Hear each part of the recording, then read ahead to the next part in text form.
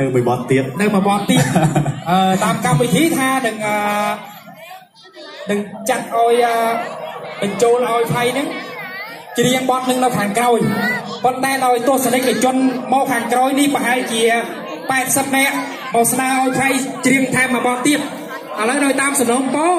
គឺចង់ឲ្យថៃច្រៀងមួយបទទៀតទេបាទបើចង់តែដៃឲ្យខ្លាំងមួយមើលបាទហើយបទនឹងច្រៀង2នាក់ក៏ច្រៀងដែរឯងដើម្បីយើងញោមទៅយើងច្រៀងជាមួយបងស្រីរតបាទស្រីរតណាអូយអញ្ជើញស្រីរតអញ្ជើញកញ្ញាស្រីរតគឺសូត្រតែឈ្មោះហើយលោកអើយលោកអូយស្រស់ស្អាតដល់ម្លឹងមើលសួរអាយ៉ាជំរាបសួរបាទជំរាបសួរបងអូយស្អាតទេស្អាតម៉ែហើយមកក្បែរនេះមកអូយស្រស់ណាស់នៅណាគេហ្នឹងអូននៅត្រវិញហ្នឹងហើយលើសួរថានៅក្បែរនឹងដែរហ្នឹងលើសួរថាឈ្មោះហ្នឹងហើយនៅក្បែរហ្នឹងតើលើសួរសលេងចង់តែច្រៀងចូលមកបត់ដែរស្លោយសលេងស្រួយស្រោមដោយសាសារិកាពធអើយហើយនៅសូមមកគ្រប់អញ្ជើញអស់លោកស្រីនាងកញ្ញាទាំងអស់តាមបានទស្សនានៅបទចម្រៀងមួយបទទៀតបាទដែលមានចំណងជើងថារំពងអង្គរសូមគ្រប់អញ្ជើញទស្សនាដូចតទៅបាទ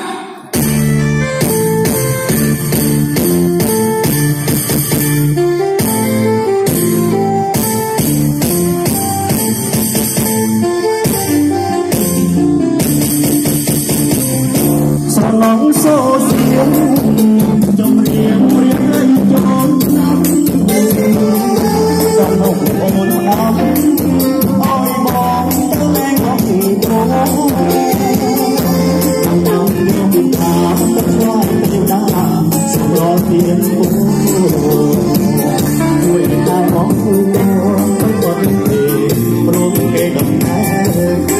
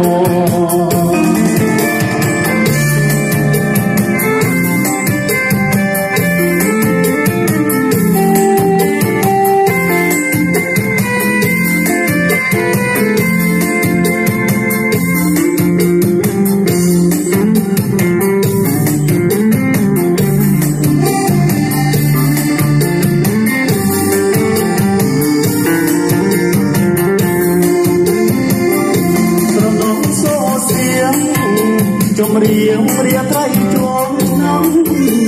ำจะนองโอนดำอ้อยมองต้องเล็กบังโตพอบานยกมาควายเต็มหน้าสุรเพียงตัว